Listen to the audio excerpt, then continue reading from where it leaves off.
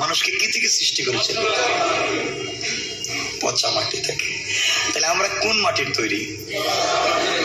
কথা বলেন না কেন? কে তৈরি করেছেন? সবাই বলেন। পৃথিবীর কত দামি দামি জিনিস আছে, তাইলে বোঝা গেল আমরা পচা মাটির তৈরি। তাহলে আমাদের দাম তো একটা পানের দামের চাইতেও কম, ঠিক না? পচা মাটি আপনার আমার বডিতে, আর এই বডিতে পারফিউম দিচ্ছেন, লোশন লাগাচ্ছেন, cream, olive oil, baby oil, বাবা সব করলেন, স্টাইলিস্ট করলেন, বাহিরটাকে ডেকোরেশন করলেন, ডিজাইন করলেন। আপনি কি জানেন আপনার ভিতরে কি আছে? হ্যাঁ, আপনার ভিতরে কি? আপনার ভিতরে আছে ময়লা, ময়লার কাঠটি আপনার ভিতরে নাই? আপনার আমার ভিতরে কি? বাহিরে তো ডিজাইন করে লাভ কি? এত সুন্দর করে লাভ কি? এই জন্য মনে রাখবেন, আমাদের জিন্দেগির পণ আর প্রতিজ্ঞা হবে একজনকে খুশি করা, তার নাম সবাই বলেন আল্লাহ। আমি আপনাদেরকে আজকে একটা জিনিস শিখাইয়া দিব। আমরা তো বিপদে পড়ি, আপনাদের কথা মনে হলো পড়েন না, মনে হয় বিপদে। কেউ ইচ্ছা করে পাবলিক আমাদেরকে বিপদে ফালায়, হ্যাঁ ফালায় দেয়। তো আল্লাহ বলছেন, গোলাম তুই তো সাথে সাথে আমার সাহায্য চাস, আমি তোকে একটা জিনিস দিলাম, একটা স্পেশাল রিমোট দিলাম, নাম্বার দিলাম। তুই সব নাম্বার তো টেলিফোন করতে পারিস, কিন্তু আমার একটা পার্সোনাল নাম্বার আছে। সুবহানাল্লাহ। একটা আল্লাহর পাবলিক নাম্বার, একটা পার্সোনাল নাম্বার আছে। আমি একটা পার্সোনাল নাম্বার তোকে দিচ্ছি, এই নাম্বারে তুই শুধু ফোন দেওয়া লাগবে না, মিস কল দিবি, আর কিচ্ছু লাগবে না। আমি আল্লাহ তোকে টেলিফোন ব্যাক করবো না, সাথে সাথে হাজির হয়ে যাবো। এই নাম্বারের দরকার আছে সবার? বাবা খুব চালাক দেখা যায়। এই নাম্বারটা আজকে শিখিয়ে দিব। আচ্ছা, আল্লাহ বলছেন মানুষকে সৃষ্টি করেছেন পচা মাটি থেকে, এবং জিনকে সৃষ্টি করেছেন আগুনের সীসা থেকে, আগুনের উপরিভাগ থেকে সৃষ্টি করেছেন। এরপরে আল্লাহ বলছিলেন ফেরেশতাদেরকে তোমরা সিজদা করো। কি করো? আমি যে পচা মাটি তৈরি করেছি, পচা মাটির মানুষকে কি করো? সিজদা করো। তখন সবাই সিজদা করলো, করে নাই? কথা বলেন। এটাই তোমার খলিফা প্রতিনিধি, আর একে আমি সিজদা দিব, এটা আমার রুচির সাথে মিলে না, আছে না? আজকালকে কিছু লোক আছে মসজিদে নামাজ পড়তে গরিবদের সাথে, সবার সাথে মিলেমিশে তার রুচিতে লাগে, আছে না? আলাদা ভাব নিয়ে মসজিদে আসে, চলবে না এগুলা।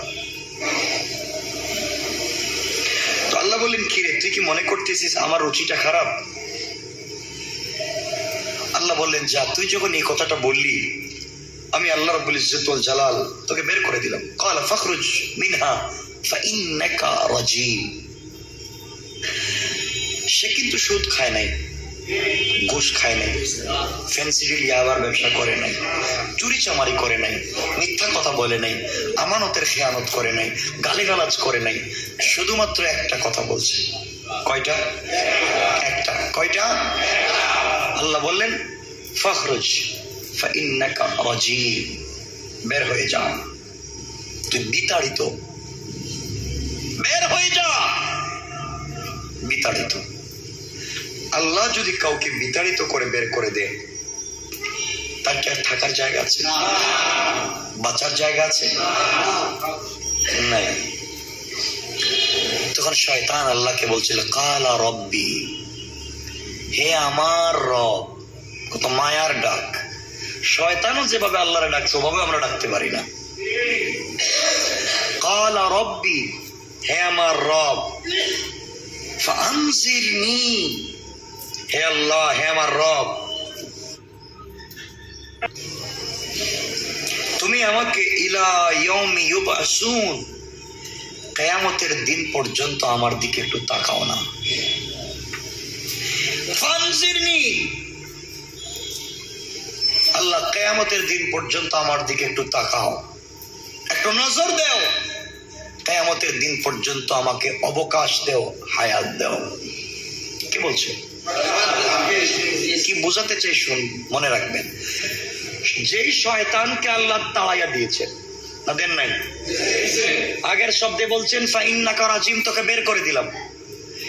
এই শয়তান 1 মিনিট পরে আল্লাহকে বলছে ফানজিরনি ইলা ইয়াউমি ইউবআসুন, তুমি আমাকে কিয়ামত পর্যন্ত অবকাশ দাও। কথা বুঝেন নাই? কি বুঝছেন বলেন তো? যে লোকটাকে 1 মিনিট আগে আল্লাহ বলছেন বের হয়ে যাও, একটা বেয়াদব, বের হ বললেন না, 1 মিনিট পরে এই আল্লাহর কাছে মাফ চায় না, শুধু বলছে তুমি আমাকে কিয়ামত পর্যন্ত সময় দাও। আল্লাহ কি বলছেন, ক্বালা ফাইন্নাকা মিনাল মুনজারিন, যা তোকে কিয়ামত পর্যন্ত সময় দিলাম। এখানে যেটা আমি আপনাদেরকে মেসেজ দিচ্ছি, শয়তান শয়তানি করার পরেও আল্লাহর কাছে সময় চাওয়ার পরে আল্লাহ সময় দিয়েছেন। কথা বলেন তো? আমার জিজ্ঞাসা, আমরা এই 4-5 হাজার মানুষ যে মসজিদে নামাজে আসছি, আমরা সব শয়তান? কথা কয় না, বলা লাগবে শয়তান, শয়তান আমরা। আল্লাহ শয়তানরে যদি সময় দিতে পারছেন, তোমাকে দিবেন না? আরে আমরা তো মুশরিক, আমরা তো মুনাফিক না, আমরা তো কাফের না, আমরা মুশরিক না, আমরা ইহুদি না, আমরা হিন্দু না, আমরা বৌদ্ধ না, আমরা শয়তান না। আল্লাহ তাদেরকে বলেছেন 1000 বছর গুনাহ করার পরে একদিন মাফ চাইলে যদি মাফ করে দেন। আল্লাহ আমরা তো মুসলিম, তোমার ঘরে এসে মাফ চাই, আমরা চাইলে আল্লাহ মাফ করে দিবেন। কেন দিবেন না? শয়তানের কথা আল্লাহ শুনেন নাই? চিন্তা করেন তোমার আমার আল্লাহ কত গাফফার, তোমার আমার আল্লাহ কেমন। চিন্তা করেন যে শয়তান শয়তানি করার পরে ঘর থেকে বের করে দিয়েছেন, ও বলছে আমাকে টাইম দাও, তাকে আল্লাহ টাইম দিয়েছেন, তো তোমাকে দিবেন না কেন? কথা বুঝেন নাই? এর কারণ হচ্ছে আমরা আল্লাহর কাছে চাইতে পারি না, ঠিক না? আমার বন্ধুগণ, শয়তান আল্লাহর কাছে বলল, ক্বালা ফাখরুজ মিনহা ফাইন্নাকা রাজিম ওয়া ইন্না আলাইকা লা'নাতা ইলা ইয়াউমিদ্দিন। শয়তানকে আল্লাহ বললেন, শয়তান তুই বের হয়ে যা, কিয়ামত পর্যন্ত তোকে আমি লানত দিলাম, অভিশাপ দিলাম, তুই এখান থেকে বের হয়ে যা। শয়তান আল্লাহকে ডেকে বলছে, ক্বালা রাব্বি ফাআনজিরনি ইলা ইয়াউমি ইউবআসুন। আয় আল্লাহ তাআলা, তুমি আমাকে কিয়ামতের দিন পর্যন্ত সময় দাও, বিচারের দিন পর্যন্ত সময় দাও। এই জায়গার মধ্যে যে শব্দ আল্লাহ ব্যবহার করেছেন, এই শব্দ হচ্ছে ইলা ইয়াউমি ইউবআসুন। ইয়াউমি ইউবআসুন মানে ন্যায় বিচারের দিন। কোন দিন? ন্যায় বিচার। শয়তান আল্লাহকে বলছে, আল্লাহ যেই দিন তুমি ন্যায় বিচার করবা, ওই ন্যায় বিচারের দিন পর্যন্ত আমাকে সময় দাও। কোন সুবহানাল্লাহ।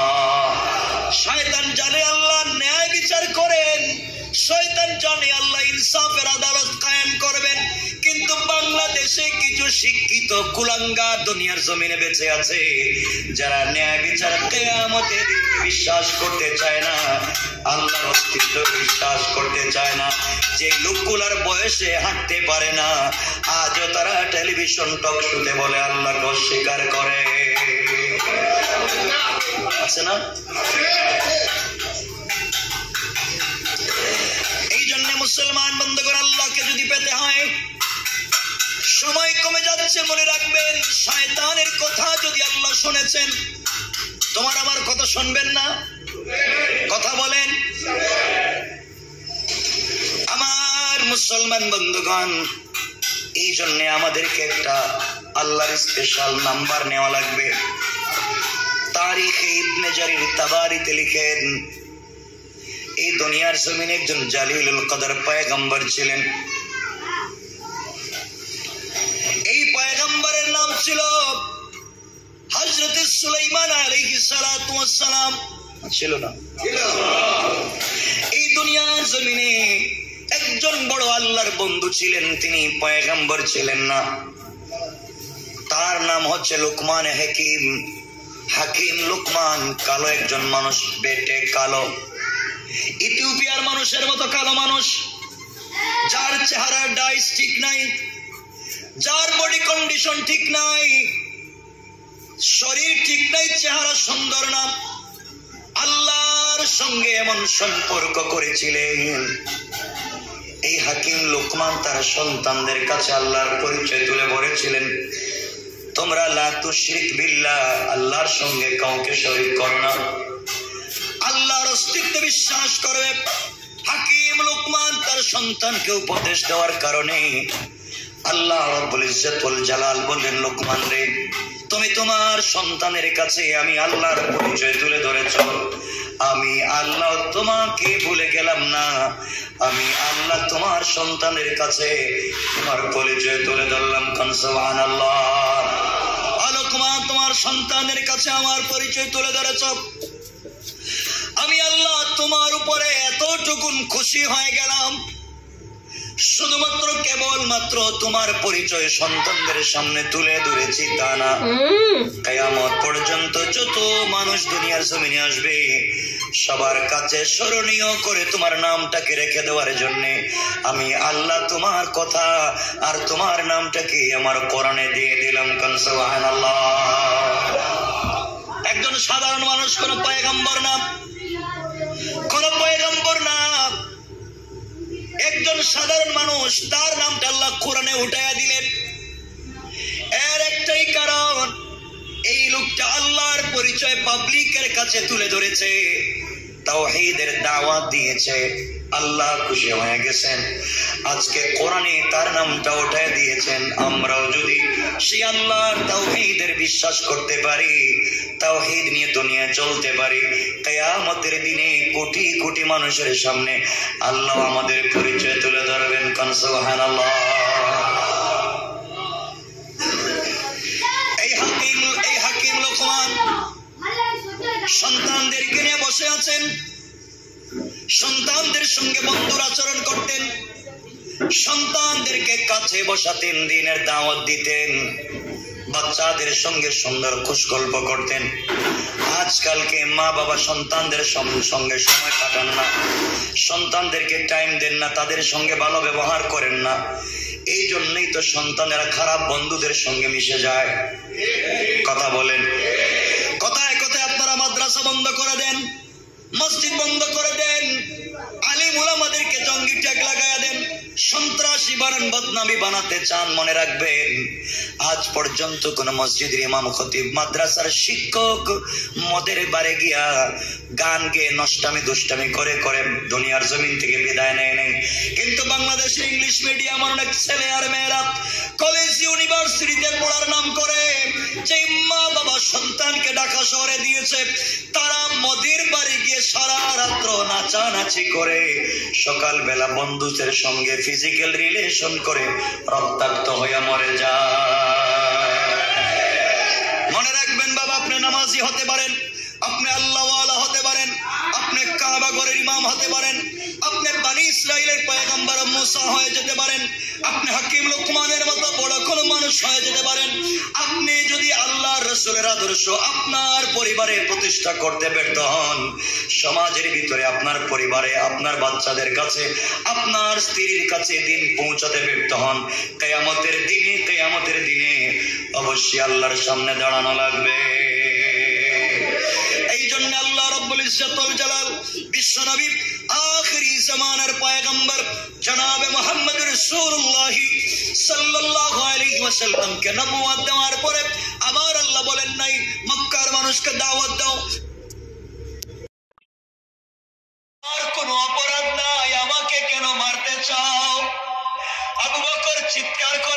বললেন, ও সাপ, আমি তোকে বুঝি না, কে তুমি, এভাবে কথা বলো, আমাকেও চিনো, তোমার অপরাধ নাই বলতেছো, তুমি কেন একজন মৃত মানুষের গোশত খাচ্ছ, জানাজা এখনো হয় নাই, নবীজি এখানে হাজির, তুমি কেন এই লোকটার গোশত খাচ্ছ? সাপ ডাক দিয়া বলছে, আবু বকর, আমি আমার পেটের খিদায় গোশত খাই না, আমার আমি আল্লাহু আন উআযিবা ইলা ইয়াউমাল কিয়ামাহ, আল্লাহ তাআলা আমাকে দেখে বলেছেন, সাপ তুই তাড়াতাড়ি যা, আর আমার এক নাফরমান বান্দা মারা গিয়েছে, তার জানাজায় রাসূল হাজির, বুঝাতে চাই রাসূল তার সাহাবায়ে কেরামকে নিয়ে, যদি অপরাধীর জানাজা পড়লে আমি মাফ দিব না, তুই ওই লোকটার গোশত খাবি একদিন না, কিয়ামত পর্যন্ত। ও আবু বকর, তুমি আমাকে মারতে চাও, আর আল্লাহ আমাকে বলে দিয়েছেন হুকুম করে, আমি যেন তারে পেছাইয়া শাস্তি দিতে থাকি আর গোশত ভক্ষণ করতে থাকি কিয়ামতের দিন পর্যন্ত। নাউজুবিল্লাহ। সাহাবায়ে কেরাম কাঁদতে লাগলেন, হযরতে আবু বকর সিজদায় পড়ে গেলেন, আর রাসূল ডাক দিয়া বলতে লাগলেন, আল্লাহ, আমি নবীজি হাজির, এতগুলা মানুষ হাজির, আর এই লোকটাকে আমার সামনে কষ্ট দিচ্ছ। আল্লাহ বলছেন, আমি তাকে আরো শাস্তি দিব, আরো দিব, দুনিয়ার মানুষকে বুঝাবার জন্য শাস্তিটা দিতেছি। আবু বকর সাপকে ডাক দিয়া বললেন, সাপ, তুমি যেহেতু কথা বলতেছো, তুমি বলো কেন তাকে শাস্তি দিতে লাগলে? কি করেছে এই গোলাম, কি করেছে? আমরা জানতাম সে ভালো লোক, এই জন্য আমরা জানাজায় এসেছি, এই জন্য আল্লাহর রাসূল জানাজায় এসেছেন, তুমি তার গোশত খাচ্ছ, কি করেছে? এমন সময় এই সাপ ডাক দিয়া বলতে লাগলো, এই লোকটা 3টা অপরাধ করেছে। কয়টা অপরাধ? এই লোকটা 3টা অপরাধ করেছে, 3 অপরাধের কারণে তার শাস্তি হয়। এই লোকটা এমন 3টা অপরাধ করেছে, লাহু সালাসুন, এই লোকটা 3টা অপরাধ করেছে, এই জন্যে তাকে শাস্তি দেওয়া লাগবে। কি শাস্তি অপরাধ করেছে? 1 নাম্বার, এই লোকটার অপরাধ আউয়াল তারিকুস সালাহ, এই লোকটা নামাজ পড়তো না, মাঝে মাঝে ছেড়ে দিত, মাঝে মাঝে নামাজ ছেড়ে দিত, একেবারেই পড়তো না, এই জন্যে তাকে এই শাস্তি তারিকুস সালাহ। 2 নাম্বার, মানিউজ যাকাত, এই লোকটা যাকাত দিতে অস্বীকার করত, এই জন্য তার এই শাস্তি। 1 নাম্বার তারিকুস সালাত, 2 হাত জোড় করে বলছি, ও জওয়ানেরা, যাই করো, যেখানেই থাকো, সময় পাইলে আগে পরে, যখন সময় পাও আগে নামাজ, আগে নামাজ। রাসূল ইন্তেকালের আগে যখন অজ্ঞান হয়ে যেতেন, জ্ঞান ফিরলেই বলতেন, আস-সালাত, আস-সালাত, আস-সালাতু আলা ওয়াক্তিহা। এই জন্য আজকে আমাদের পণ আর প্রতিজ্ঞা হবে, যখনই সুযোগ পাবো নামাজ পড়বো। বলেন ইনশাআল্লাহ।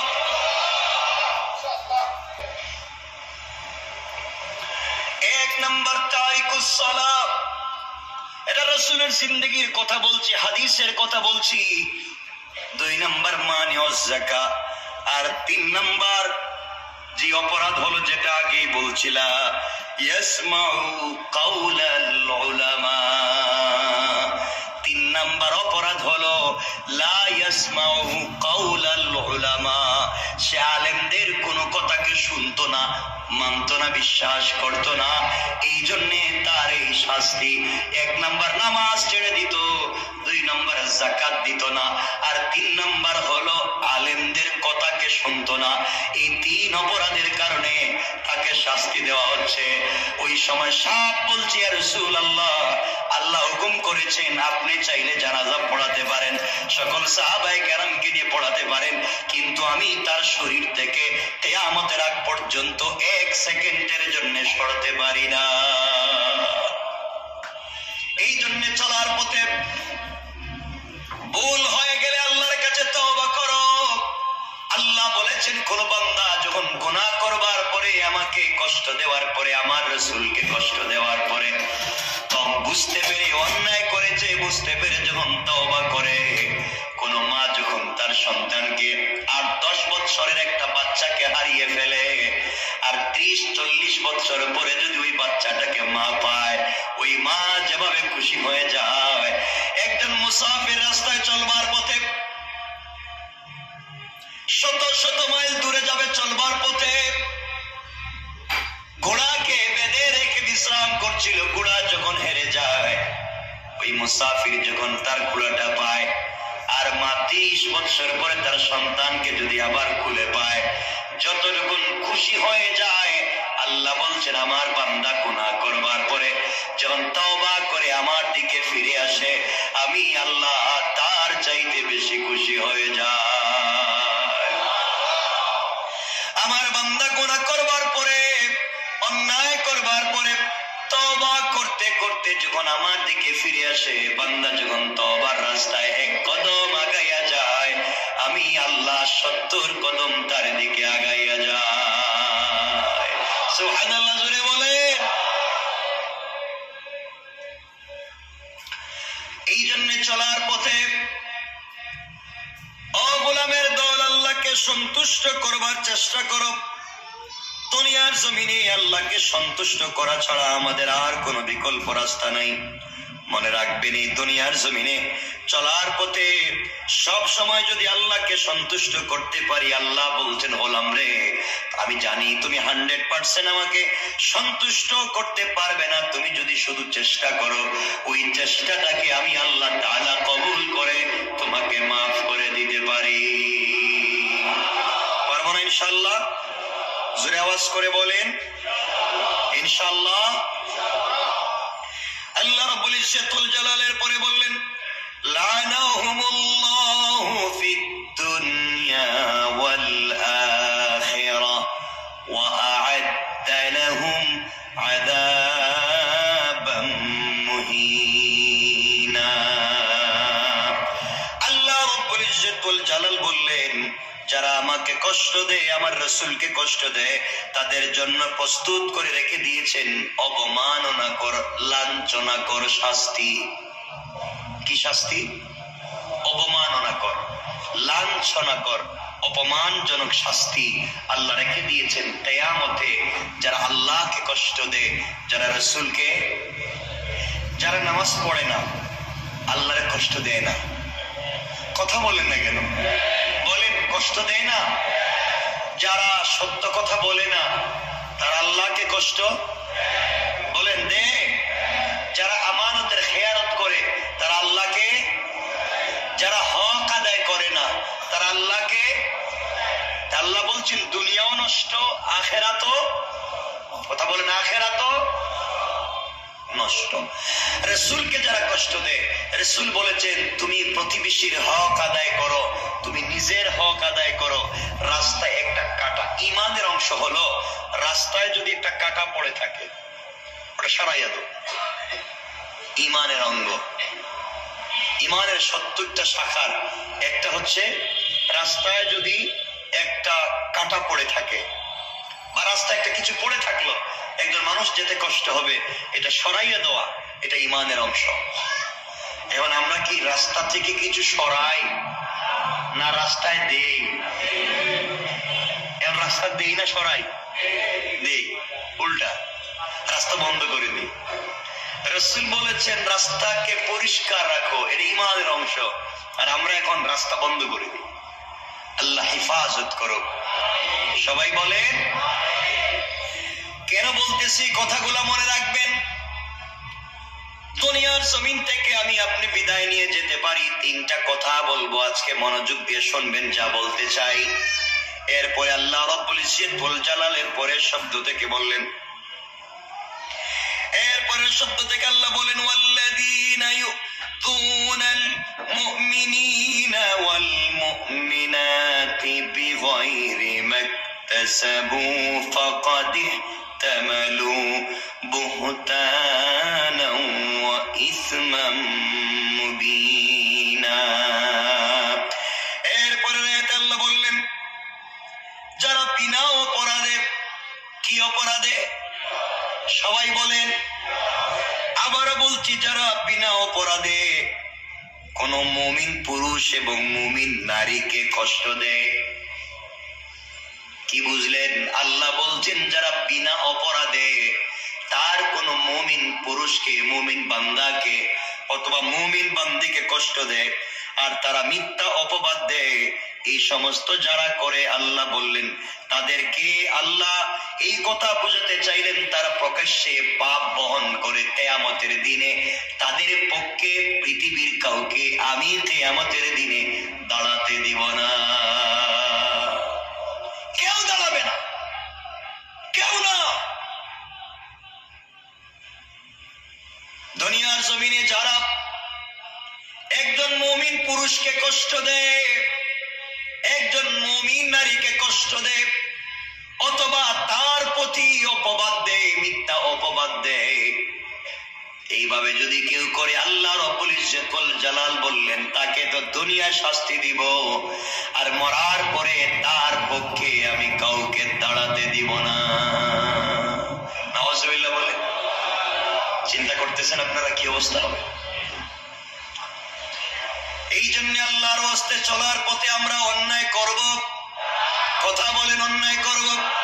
আল্লাহ রব্বুল ইজ্জতুল জালাল বলছেন ও গোলাম, এই দুনিয়ার জমিনে চলার পথে তুমি আমি আল্লাহকে ভালোবাসতে শিখো, আমাকে ভালোবাসতে শিখো, আর কিছু করো আর না করো আমাকে সন্তুষ্ট করতে যদি পারো, আমার রাসূলকে তুমি যদি সন্তুষ্ট করতে পারো, পৃথিবীর কেউ যদি তোমার পাশে না থাকে, কিয়ামতের কঠিন ময়দানে আল্লাহ রব্বুল ইজ্জতুল জালাল বলছেন আমি নিজে আমার আরশে আজিমের ছায়ায় জায়গা দিয়ে পর্দার আড়ালে রেখে আমি আমার বান্দার গুনার দিকে না তাকাইয়া আমাকে সন্তুষ্ট করেছে এই খুশিতে আমি আল্লাহ আজকেও বান্দাকে সন্তুষ্ট করে জান্নাতের ওয়াদা দিতে পারি।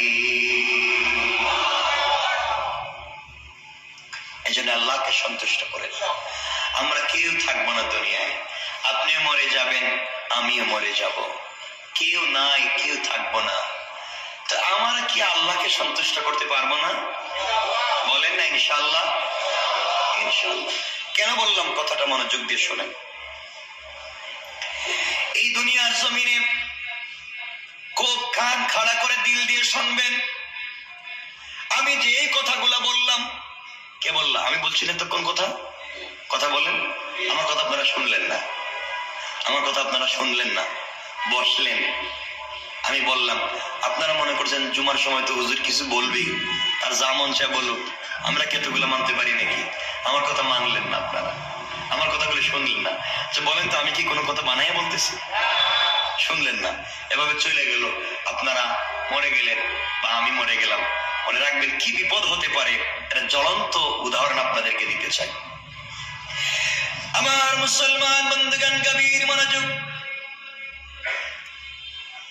কেউ যদি আল্লাহর রাসূলের কথাগুলো না শুনে, কেউ যদি আল্লাহর কথা না শুনে, আল্লাহ এবং রাসূলের কথাগুলো যে আলিম বলবেন, সে আলিমের কথা যদি কেউ না শুনে, দুনিয়ার জমিনে যদি এভাবে চলতে চায়, কি হতে পারে, কি কেমনে তার ইন্তেকাল হবে, কি অপরাধের কারণে সে শাস্তি পাবে।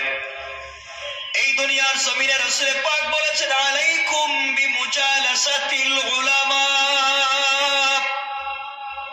দুনিয়ার জমিনে যারা আমাকে দেখে নাই, দুনিয়ার জমিনে যারা আমি রাসূলকে দেখে নাই, দুনিয়ার জমিনে যারা আমার মজলিসে বসতে পারে নাই, তারা যদি দুনিয়ার জমিনে কোনো হক্কানি রব্বানি আলিমের মজলিসে বসে যায়, এটা যেন আমি রাসূলের মজলিসে বসে গিয়েছে। আমার মজলিসে বসে আমার চেহারার দিকে তাকালে যেইভাবে গুনাহগুলো মাফ হয়ে যেত, কেউ যদি আমার আলেমদের মজলিসে বসে হক্কানি আলেমদের চেহারার দিকে তাকাইয়া থাকে, সেইভাবে তাদের জিন্দগির সগীরা গুনাহগুলো ঝরে ঝরে মাফ হয়ে যায়। আল্লাহর রাসূল বলেছেন, তোমরা মনে করো এটা আমি রাসূলের মজলিস।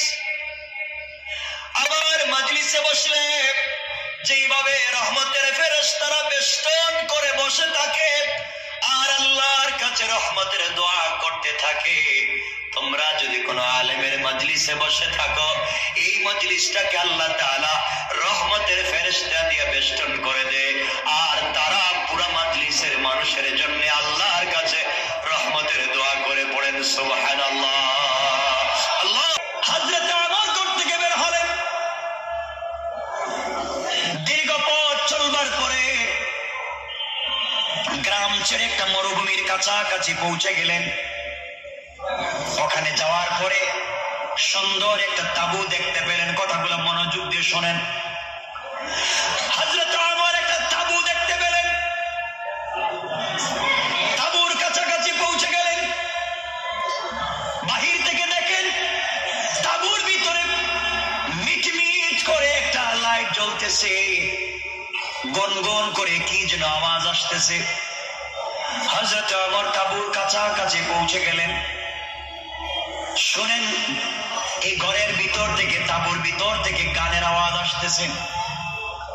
আমার আশ্চর্য হয়ে গেলেন।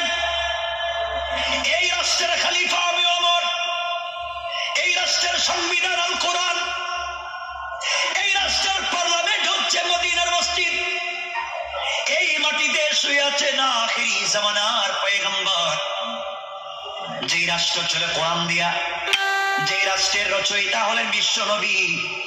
আমার রাষ্ট্রের ভিতরে গান চলে, গভীর রাত্রে গান হয়, ডিজে পার্টি হয়। হযরত ওমর গরম না নরম বলেন না একটু জোরে? গরম হয়ে গেলেন। আমার রাষ্ট্রে গান চলবে, গান লাগাইয়া দিলেন, গান শুনতে লাগলেন। যার বাংলা আপনাদেরকে বলছি সংক্ষেপ করে বোঝাবার জন্য। গানের বাংলা হচ্ছে, ও আমার প্রাণের বদুয়া, আমার যৌবন টলমল করে তুমি এসে দেখে গেলা না, কতদিন হয়ে গেল তোমাকে আমি দেখি নাই। এইভাবে যখন গান বলতেছে, আমার নিজেকে সহ্য করতে পারলেন না। কেউ বলেছেন বেড়া ভেঙে, তাঁবুর কাপড় ছিঁড়ে, কেউ বলেছেন উপর দিকে যা ছিল যেভাবেই হোক তিনি ঘরের ভিতরে প্রবেশ করলেন, তাঁবুর ভিতরে প্রবেশ করলেন। ঘরের ভিতরে গিয়া বললেন, কে আছো ঘরের ভিতরে? লাইট জ্বালাও, আলো জ্বালিয়ে দাও। লাইট জ্বালিয়ে দেওয়া হলো, আলো জ্বালিয়ে দেওয়া হলো। আমার তাকাইয়া দেখেন একটা মেয়ে বসে আছে, ঘোমটা দেওয়া প্রায় কাছাকাছি, সুন্দর করে বসে আছে। অমর বললেন, মেয়েটা বল। এই মেয়ে খবরদার, মিথ্যা বলবি না, মিথ্যা বললে আমার হাতের তরবারি দিয়ে শরীর থেকে মাথা আলাদা করে দিব। বলতো গভীর রাত্রে এই অমরের রাজ্যে কার কুলে মাথা রেখে গান বলেছ? যুবকটা ঘরের কর্নারে কোথায় লুকিয়ে গিয়েছে বলো, এমন অশ্লীল গান? কার কুলে মাথা রেখে গান বলেছ তুমি, এবার বলো। মেয়েটা বলতেছে, যুবকরে করজোড়ে নিবেদন করে বলছে, আমি তোমাকে চিনি না, তুমি আমাকে সন্দেহ করতে পারো না। তুমি কি জানো এই রাজ্যের খলিফা ওমর গরম মানুষ? আপনি গভীর রাত্রে আমার ঘরে ঢুকেছেন, সকালবেলা আমি ওমরের দরবারে আপনার বিরুদ্ধে নালিশ করব।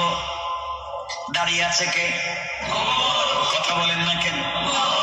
ওমর মনে মনে ভাবতেছেন, আমার সামনে দাঁড়িয়ে আবার লম্বা কথা। মেয়ে ডাক দিয়ে বলছে, যুবক, তোমাকে চিনতে পারি নাই, খবরদার আমার ঘর থেকে বের হয়ে যাও। সকালবেলা ওমরের আদালতে তোমার বিরুদ্ধে নালিশ করব। ওমর বললেন, মেয়ে বেয়াদবি করিস না, পরিচয় কি? পরিচয় আমার কাছে দাও। গান বলেছ, কার কুলে মাথা রেখে সেটা বলো। মেয়ে ডাক দিয়া বলছে, যুবক রে, বারবার বলতেছি আমি কারো কুলে মাথা রেখে গান গাইনি, একা একা মনে কষ্ট এসেছে এই জন্য গান গেয়েছি।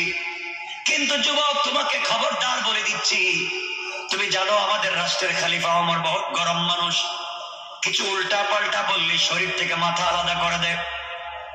যুবক, তুমি ভুল জায়গায় এসেছ। আমার ঘরে ঢুকে আমার সঙ্গে দাঁড়িয়ে আমি কথা বলতেছ। গভীর রাত্রি একটা যুবতী মেয়ের ঘরের ভিতরে ঢুকেছ। আমি তোমাকে বলতেছি, শোনো, তুমি গভীর রাত্রে আমার ঘরে ঢুকেছ, আমি চিল্লা চিল্লি করি, এলাকার মানুষ জমা হয়ে যাবে, তুমি আমার চরিত্রের উপরে আঘাত করেছো বলে মানুষের কাছে বললে তোমার শরীর থেকে আমার মাথা আলাদা করে দেবে। তুমি কেন আমার ঘরের ভিতরে ঢুকেছ?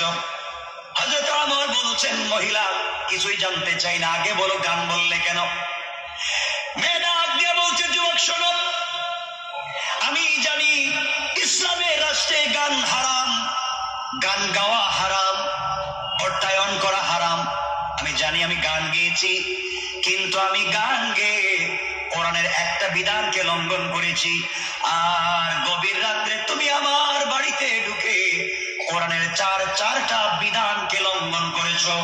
সকালবেলা আমার আদালতে তোমার বিরুদ্ধে নালিশ করব। কোরআনের 4 বিধানকে লঙ্ঘন করে তুমি আমার ঘরে ঢুকেছ। আমার আদালতে বিচার হলে তোমার শরীর থেকে মাথা আলাদা হয়ে যাবে। আমি একটা বিধান লঙ্ঘন করেছি, এই জন্য শাস্তি পেতে পারি, কিন্তু তুমি 4টা বিধান লঙ্ঘন করেছো, এই শাস্তি না পাওয়া পর্যন্ত নিস্তার নাই। আমার আশ্চর্য হয়ে গেলেন। আমি ঘরে ঢুকলাম, মেয়েটা অপরাধ করেছে, গান গেয়েছে, সে বলছে আমি নাকি 4 অপরাধ করেছি। সুবহানাল্লাহ বললেন না? আমার চিন্তা করলেন, আমার রাজ্যে গান গায়, আবার আমাকে অপরাধী বানায়, পরিচয় দিচ্ছেন না। আর আমরা তো পাতি নেতা, যারা গ্রামের নেতা, হ্যাঁ পরিচয় দেয়, আমার চিনেন কথা কোনটা কেন, আমার চিনেন নি, আমি কে, পরিচয় দেয়। আমি সব কথা বলতেছি না, কিন্তু সংক্ষেপ করে করে বলে যাচ্ছি। আমার বন্ধুগণ, এক পর্যায়ে আমার বলছেন, বলো বলো আমি কি করেছো, তুমি কি করেছো? এবার মেয়ে ডাক দিয়ে বলছে, যুবক শোনো, আমি কোরআনে কারীমের 31 নম্বর সূরা লুকমানের 6 নম্বর আয়াতের বিধানকে লঙ্ঘন করেছি। আল্লাহ বলেছেন এই আয়াতে, ওয়া মিনান নাসি মান ইয়াশতারি লাহওয়াল হাদিসি লিয়ুদিল্লা আন সাবিলিল্লাহ বিগাইরি ইলমিন ওয়া ইয়াত্তাখিযাহা হুজওয়া উলাইকা লাহুম আযাবুম মুহিন।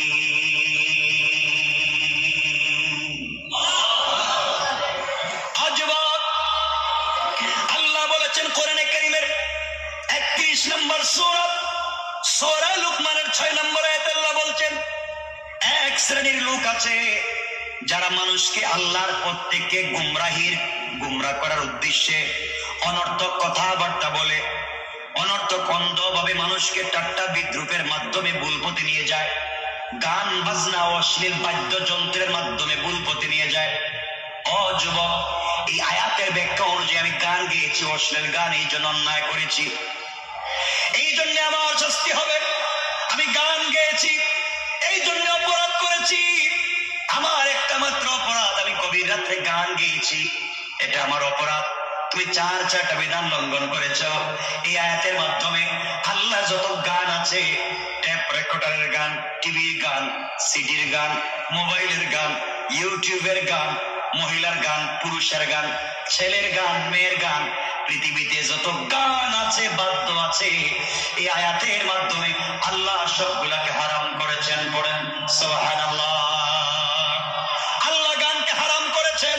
আর আমাদের দেশের কিছু মসজিদ মাদ্রাসার সভাপতি গানের মজলিসে আরামের সাথে সভাপতি হয়, ঠিক কিনা বলে? সুরগুলারে চিনেন না, যাকে বললাম বাদ, আজকে সব কথা বললে আবার শেষ করবো কখন? আমার বন্ধুগণ, ভালো করে মনে রাখবা যুবক, আজকে আমরা কোন পথে পরিচালিত হচ্ছি? হযরতে ওমরকে মেয়েটা বলছে, যুবক রে, আমি কোরআনের একটা বিধানকে লঙ্ঘন করেছি, আর তুমি আমার ঘরে ঢুকে কোরআনের 4টা বিধানকে লঙ্ঘন করেছ। এবার হযরতে ওমর বললেন, যুবতী মেয়ে বলো, আমি তোমার ঘরে ঢুকে কি করলাম, কি বিধানকে লঙ্ঘন করলাম? বলো তো আমি কি করেছি? তুমি একটা অপরাধ করেছো, আমি কি করলাম? বলছে আপনার 1 নম্বর অপরাধ আল্লাহ রাব্বুল ইজ্জত ওয়াল জালাল কোরআনে কারীমের 2 নম্বর পারা 2 নম্বর সূরা সূরা আল বাকারার 189 নম্বর আয়াতে আল্লাহ রাব্বুল ইজ্জত ওয়াল জালাল বলছেন ইয়াসআলুনাকা আনিল আহিল্লাহ কুল হিয়া মাওয়াকিতু লিন-নাসি ওয়াল হজ ওয়ালাইসাল বিররু বিআন তা'তুল বুয়ুতা মিন যুহুরিহা ওয়ালাকিন্নাল বিররা মান ইত্তাকা ওয়া'তুল বুয়ুতা মিন আবওয়াবিহা ওয়াত্তাকুল্লাহা লাআল্লাকুম তুফলিহুন।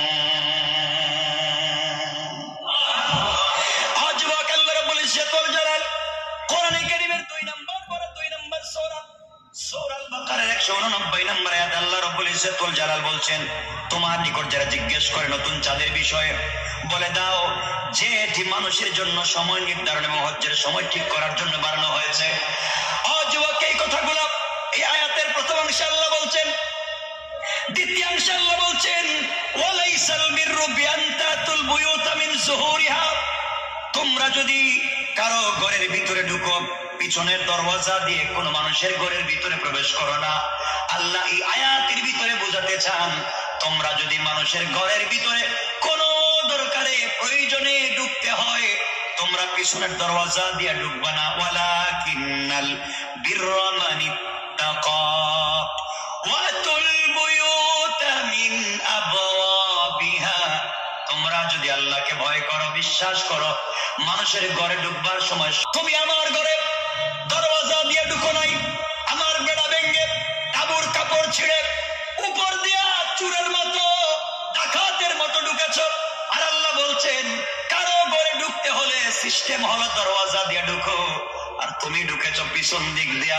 সুতরাং এই জায়গায় তুমি কোরআনের এই আয়াতকে লঙ্ঘন করেছো। পড়েন সুবহানাল্লাহ। আমার আশ্চর্য হয়ে গেলেন কিরে মেয়েটা এটা বুঝলো কেমনে? তাহলে কোরআন বুঝে ঘরে কোন রাস্তা দিয়ে ঢুকতে হবে। আল্লাহ বলছেন ওয়াতুল বুয়ুতা মিন আবওয়াবিহা ঘরে ঢুকলে তোমরা কোন দিকে ঢুকো? সামনের দরওয়াজা দিয়া, মেইন দরওয়াজা দিয়ে ঢুকো, চোরের মতো পিছনের দরওয়াজা দিয়ে ঢুকো না। ওয়াত্তাকুল্লাহা লাআল্লাকুম তুফলিহুন তোমরা নিজেদের বাসনায় কৃতকার্য হতে পারবে, অন্যায় করবে না। আমার বন্ধুগণ কথা যদি তাই হয় আজকাল আমরাও মানুষের ঘরে চোর চামারের মতো ঢুকে যাই, কথা বলেন না কেন? চোরের মতো প্রবেশ করি। তোমার সম্পর্ক একজনের সাথে চোরের মতো মেইন দরজা রাইখা ছাদের উপর দিয়া এই ভাঙ্গা ভাঙ্গা ঢুকতেছ, হারাম। হালাল না হারাম? হযরত ওমর বললেন সত্যি তো দেখতেছি আমার একটা ভুল হয়ে গেছে, আমি তো ঘরের মেইন দরজা ঢুকলাম না। কিন্তু মেয়েটা এটা বুঝলো কেমনে? এই কথাটা বুঝলো কেমনে? বলেন ঠিক আছে বুঝলাম, আমার দ্বিতীয় ভুলটা কি তুমি এটা বলো। এবার এই মেয়ে বলছে যুবক তাহলে শোনো তুমি 2 নম্বর ভুল করেছো। কোরআনে কারীমের 18 নম্বর পারা 24 নম্বর সূরা সূরা নূরের 27 নম্বর আয়াতে আল্লাহ রাব্বুল ইজ্জত ওয়াল জালাল বলছেন ইয়া আইয়ুহাল্লাযীনা আমানু লা তাদখুলু বুয়ুতান গায়রা বুয়ুতিকুম হাত্তা তাস্তানিসু ওয়া তুসাল্লিমু আলা আহলিহা যালিকুম খায়রুল লাকুম লাআল্লাকুম তাযাক্কারুন।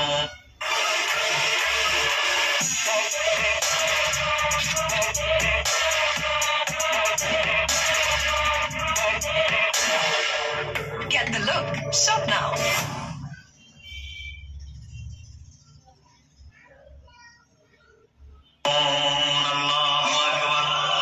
আল্লাহ রাব্বুল ইজ্জত ওয়াল জালাল কোরআনে কারীমের 18 নম্বর পারা 24 নম্বর সূরা সূরা নূরের 27 নম্বর আয়াতে আল্লাহ বলছেন যারা মুমিন তোমরা নিজেদের ঘর ব্যতীত অন্য মানুষের গৃহে যখন তোমরা প্রবেশ করো তোমরা অবশ্যই লা তাদখুলু বুয়ুতান তোমরা নিজের ঘর ছাড়া অন্য মানুষের ঘরে ঢুকবা না। আর ঢুকতেই যদি হয় হাত্তা তাস্তানিসু, অবশ্যই তোমরা ইজাজত নিয়ে, অনুমতি নিয়ে ঘরের ভিতরে পরিচয় দিয়ে প্রবেশ করো। আল্লাহ রাব্বুল ইজ্জত ওয়াল জালাল বলছেন নিজের ঘরে ঢুকবার জন্য না, অপরিচিত মানুষের ঘরে ঢুকতে হলে অবশ্যই তোমরা অনুমতি নিয়ে, ইজাজত নিয়ে, পরিচয় দিয়ে ঢুকো। যুবকরে, তুমি আমার ঘরে ঢুকতে অনুমতি নেও নাই, ইজাজত নেও নাই, পরিচয় দাও নাই, তুমি কোরআনের এই আয়াতকে লঙ্ঘন করেছো। সকালবেলা ওমরের আদালতে তোমার বিরুদ্ধে নালিশ দিব। আমার মন বলতেছে যে অন্যায় তুমি করেছো, মাথা নিয়া বাড়িতে যাইতে পারবে না। আমার কো এবার ধরা পড়েছে জায়গা মতোই। সুবহানাল্লাহ বললেন না? কত মানুষের বিচার করলাম আমি নিজে, আর আজকে ঠিকই তো দেখতেছি মানুষের ঘরে ঢুকবার সময় পরিচয় দিতে হয়, অনুমতি নিতে হয়। আমার অনুমতি নিছেন? কথা বলেন না। মেয়েটা চিন্তা করে দুটো বলছে, আমার এখন নরম হয়ে গেছেন। আগে ছিলেন দাঁড়ানো, তরবারে ছিলেন খোলা, তরবারে কুশবদ্ধ করে বগল তলায় নিয়ে মাটিতে বসে গেছে। বোন, এখন ভুল করতেছি। আর কি কি ভুল করছি আমি? ভুল করছেন তো অনেক, আপনি যেতে পারবেন না। আমি এখানে অমরকে খবর দিয়ে আনবো। অমর বলছেন তুমি অমররে কোনোদিন দেখছো? না, অমরে তো দেখি নেই, অমরের কোনোদিন দেখি নেই। তার কথা শুনেছি, প্রশংসা শুনেছি, তার পাওয়ার শুনেছি, তার ক্ষমতা সম্পর্কে আমি ভালো করেই জানি। সুতরাং আমার ভয় হচ্ছে আপনি সকালবেলা কি হবে। অমর বলছেন বোন, তাহলে 3 নাম্বার ভুলটা কি, ওটা আমার কাছে একটু বলো। এবার মেয়ে বলতেছে যুবক, তাহলে তোমার 3 নাম্বার ভুলটা জানো। দেখেন কোরআন মানুষকে কেমনে পরিবর্তন করে। আমার বন্ধুগণ, মেয়েটা বলছে যুবক তোমার 3 নাম্বার ভুল হলো কোরআনে কারিমের 18 নম্বর পারা 24 নম্বর সূরা, সূরা নূরের 61 নম্বর আয়াতের শেষ দিকে আল্লাহ বলছেন, 61 নম্বর আয়াতের শুরুর দিকে আল্লাহ বলছেন লাইসা আলাল আমা হারাজুন ওয়ালা আলাল আরাজি হারাজুন ওয়ালা আলাল মারিদি হারাজ।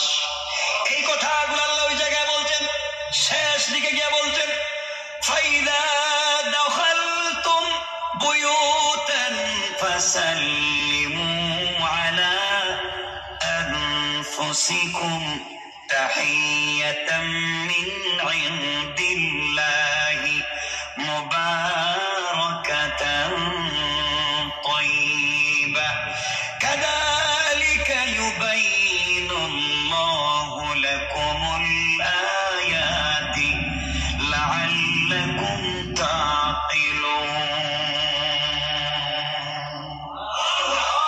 আমার বন্ধুগণ, মেয়েটা বলছে যুবকরে আল্লাহর বলছেন অন্ধের কথা বলছেন, অন্ধের কোনো দোষ নাই। যারা চোখে দেখে না তাদের কথা বলেন নাই, কিন্তু যারা চোখে দেখে তোমাকে জানতে চাই যুবক, তুমি কি চোখে দেখো?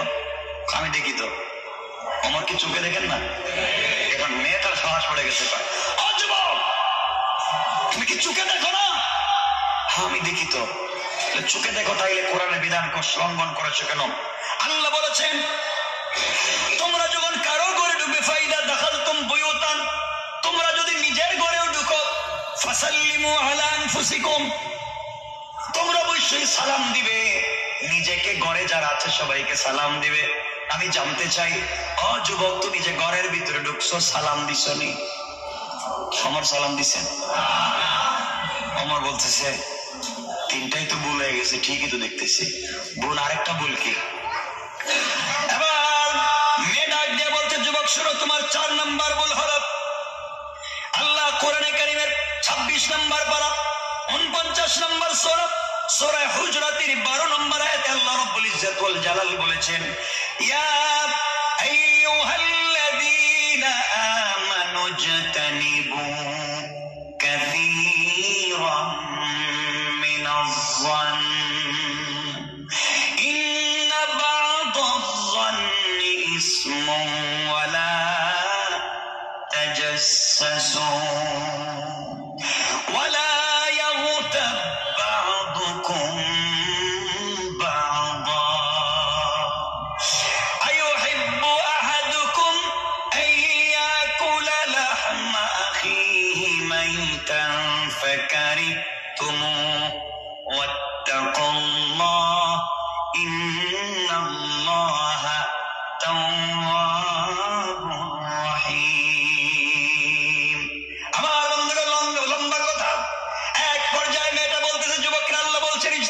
কাসীরাম মিনাজ যান, অনেক ধারণা থেকে বেঁচে থাকো। যুবক, তুমি আমার ঘরে ঢুকেছ, ধারণা করেছো আমি মানুষের রানের কোন যুবকের কুলে মাথা রেখে আমি কথাগুলা বলেছি। তোমার ধারণা করা ঠিক না। আল্লাহ বলছেন ইজতানিবু কাসীরাম মিনাজ যান, অনেক ধারণা থেকে বেঁচে থাকো, ধারণা করা গুনাহ। এই জন্য আপনি যদি রাস্তায় দেখেন কোন একটা ছেলে কোন একটা মেয়েকে কুলে করে নিয়ে রিকশায় বসে যাচ্ছে, আপনি বলেন সিসি করলো কি? হারাম আপনি ধারণা করতে পারেন না। হতে পারে তার মেয়ে, হতে পারে তার বোন, হতে পারে তার স্ত্রী, কিন্তু আপনার ধারণা করা ঠিক হয় নাই। সে খোলা মেলা ঘোরাঘুরি করেছে, এটা তার জন্য হারাম, কবিরা গুনাহ। কিন্তু আপনি ধারণা করলেন কেন? এটার জন্য আপনি গুনাহগার, কোন ঠিক কিনা? আমার বন্ধুকে এক পর্যায়ে হযরত ওমর তো বিপদে পড়ে গেলেন, কি ব্যাপার? আমার বলছেন মেয়ের জবাব দাও। বুঝতে পেরেছি আমি 3-4 ভুল করেছি, বলো তো তোমার পরিচয় কি? এবার মেয়ে ডাক দিয়া বলেছেন, যুবক রে, তোমাকে আমি চিনতে পারলাম না, তুমি আমাকে ভুল বুঝেছ। আমি দুনিয়ার সাধারণ পরিবারের কোন মেয়ে না, আমি হলাম একজন সাহাবীর স্ত্রী, 30 পারা কোরআনের হাফেজা। আল্লাহু আকবার। আপনি যদি 30 পারা কোরআনের হাফেজা হন, তাহলে গান বলেছেন কেন? এটা আমাকে আজকে বুঝান। আমার 4টা ভুল হয়েছে, এটা ঠিক। আপনি একটা ভুল করেছেন ঠিক, কিন্তু আপনি গান বলেছেন কেন বলেন? এবার মেয়ে ডাক দিয়া বলছে, যুবক শোনো, আজ থেকে প্রায় 12 মাস আগে আমার বিয়ে হয়েছে। আমার যার সঙ্গে বিয়ে হয়েছে 2 রিওয়ায়াত, আল্লামা উবাইদুল্লাহ সিন্দি ইনকিলাবী তাফসীরে 2টা নাম বলেছেন। কেউ বলেছেন সাদ বিন আব্দুল্লাহ, আর কেউ বলেছেন আব্দুল্লাহ বিন সাদ। আমার স্বামীর নাম আব্দুল্লাহ বিন সাদ। 1 বছর আগে আমাদের বিয়ে হয়েছে। যুবক, আমার স্বামী মদিনার একজন বিশ্বস্ত সুন্দর ছেলে, একজন যোদ্ধা, আল্লাহওয়ালা। আমার স্বামীর সঙ্গে 1 বছর আগে যখন আমার বিয়ে হয়, বিয়ের দিনে আত্মীয় স্বজন সকলেই বসা, সকলেই যখন হাজির, আমিও কোনোদিন আমার স্বামীকে দেখি নাই। আমিও মদিনার একজন সুন্দরী মেয়ে, সম্ভ্রান্ত পরিবারের মেয়ে, কোরআনের হাফেজা। আমি আমার স্বামীকে জিন্দেগিতে দেখি নাই, স্বামী আমাকে দেখেন নাই। আমাদের বিয়ে হয়েছে 1 বছর আগে। যেই দিন আমাদের বিয়ে হয়েছে, আত্মীয় স্বজন সবাই মিলে যখন খাওয়া দাওয়া হচ্ছে, আমরা কালিমা পড়ে ফেললাম, কালিমা পড়ে ফেলেছি, কবুল করে ফেলেছি। ওই সময় যখন আমাদের বিয়ে হয়ে গেল, বিয়ের পরে আমার মনে হচ্ছিল আমি সুন্দর করে সেজে গুজে অর্নামেন্টস জুয়েলারি পরে ঘরের একটা কর্নারে আমি বসেছিলাম, যেন কোনোভাবেই আমার স্বামী আসবে, আমাকে দেখবে, আমার সঙ্গে কথা বলবে, এই জন্য আমি বসেছিলাম। আমার বন্ধুগণ, এক পর্যায়ে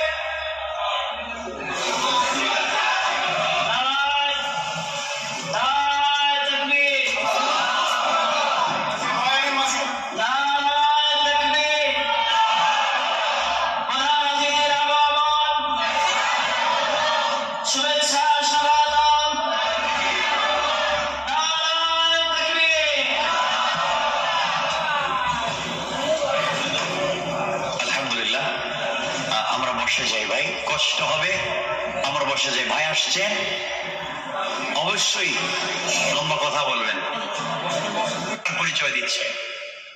শোনেন, আমার বন্ধুগণ, এক পর্যায়ে মেয়ে বলছে, যুবককে, আমার স্বামী যখন মেহমান খাওয়া দাওয়া শেষ হয়ে গেল, আমি ঘরের একটা কর্নারে বসে আছি, কয়েকটা মেয়ে আমাকে জড়ো করে বসিয়ে রেখেছে।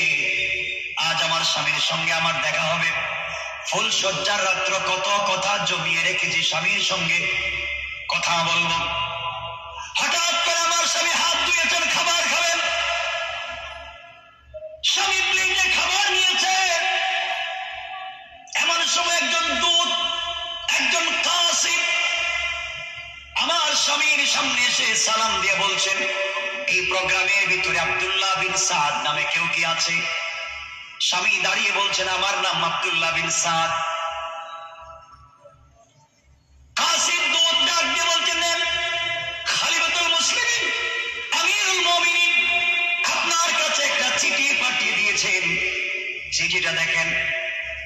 স্বামী চিঠি খুললেন, চিঠি পড়লেন, চিঠিটা লাগাইয়া দিলেন। চিঠি লাগিয়ে দেওয়ার পরে আমার স্বামী জনতাকে উদ্দেশ্য করে বললেন, শোনো, এই মুহূর্তে খলিফাতুল মুসলিমিন আমিরুল মুমিনিনের কাছ থেকে চিঠি এসেছে।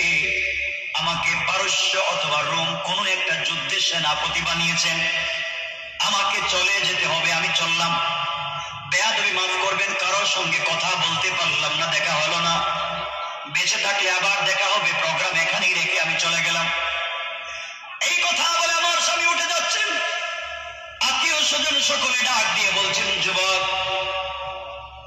অমর তো আর আল্লাহর, অমরের কথা, অমরের চিঠি তো আল্লাহর বাণী না, এটা তো কোরআনের কথা না যে চেঞ্জ করা যাবে না। আজকে রাত্রে কমপক্ষে স্ত্রীর সাথে কাটিয়ে যাও, আগামীকালকে তুমি চলে যেও, এটাই থাকো, অমরের কথা মানা তো ফরজ না। আর যুবক এমন সময় আমার স্বামী কোরআনে কারীমের সূরা নিসার 59 নম্বর আয়াত তিলাওয়াত করে বললেন, ইয়া আইয়ুহাল্লাযীনা আমানু আতিউল্লাহ ওয়া আতিউর রাসূল ওয়া উলিল আমরি মিনকুম। আমার স্বামী তেলাওয়াত করে বললেন, শোনো মুসলমানেরা, আল্লাহ বলেছেন শর্ত ছাড়া আল্লাহকে মানতে হবে, শর্ত ছাড়া বিশ্ব নবীকে মানতে হবে। এরপরে বলছেন ওয়াউলিল আমরি মিনকুম, আর যেই নেতা শর্তযুক্ত ভাবে আল্লাহ এবং রাসূলকে মানে এমন নেতার অনুসরণ করতে হবে। যেই নেতা আল্লাহ এবং তার রাসূলকে মানে না, এমন নেতার অনুসরণ করা যাবে না। আল্লাহ বলেছেন কোরআনের আয়াতে, তোমরা এমন নেতার কর্মী হও যেই নেতা আল্লাহকে মানে, যেই নেতা আল্লাহর রাসূলকে মানে, ওই নেতার কর্মী হও, ওই নেতার তোমরা অনুসরণ করো। সুতরাং বাংলাদেশে যেই নেতা আল্লাহকে মানে না, আল্লাহ রাসূলকে মানে না, এমন নেতার যাই হোক তার কর্মী হওয়া যায় না, এমন দলকে সাপোর্ট করা যায় না যেই দলের ভিতর আল্লাহ এবং তার রাসূলের আনুগত্য এবং দাসত্ব নাই। ঠিক কিনা বলে?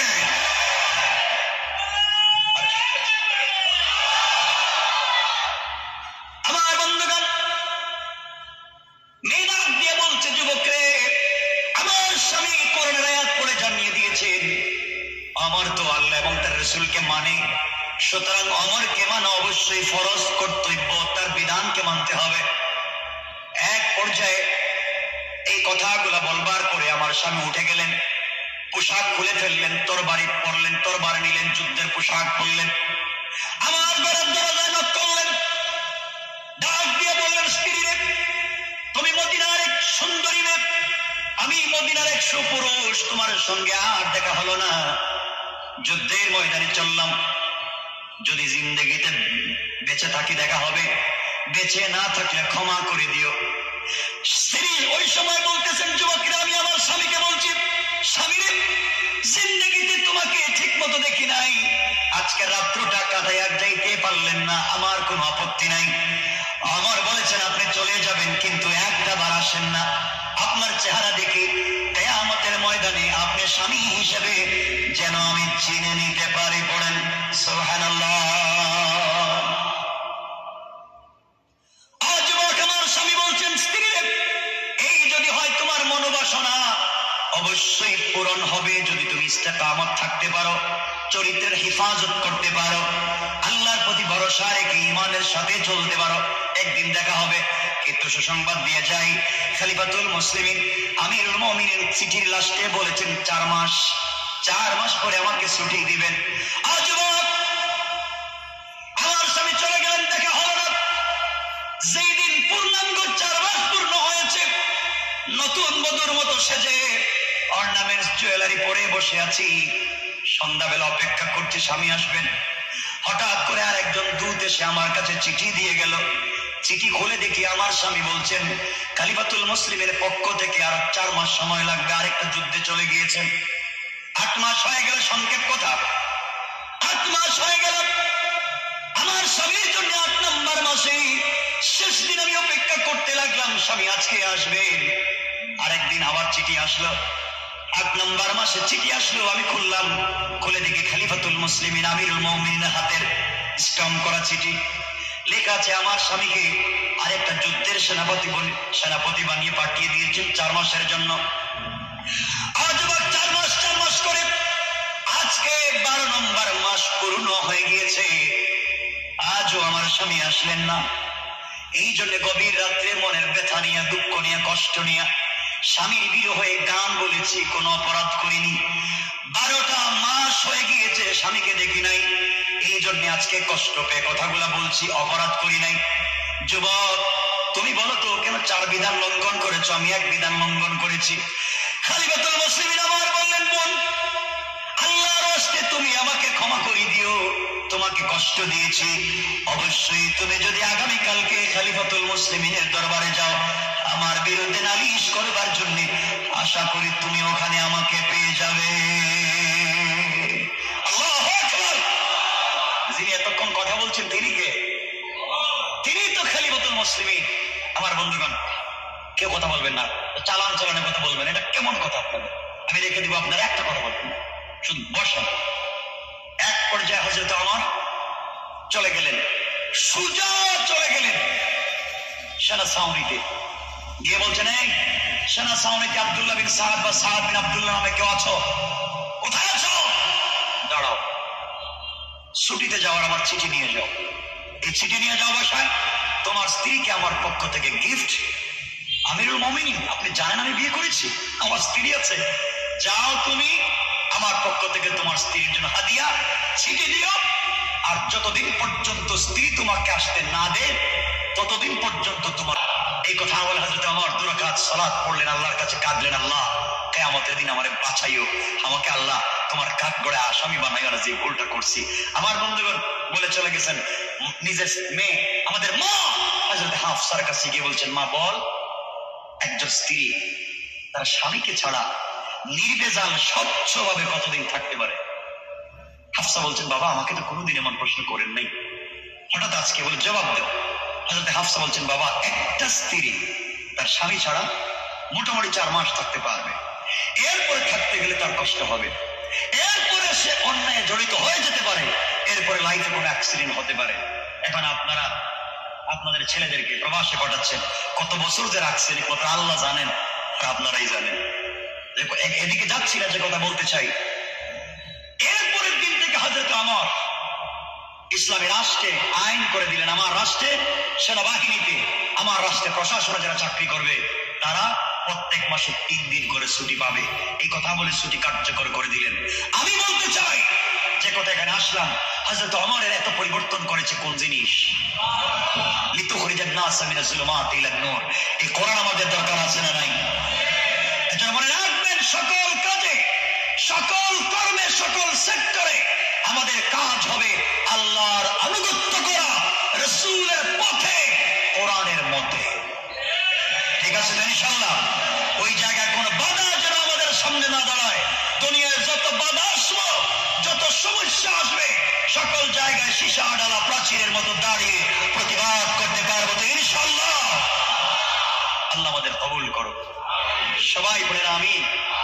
আমার জন্য দোয়া চাই, আপনাদের জন্য দিল থেকে দোয়া থাকলো। ভাইয়ের জন্য দোয়া করবেন। আমি আশা করি লম্বা সময় কথা বলবো।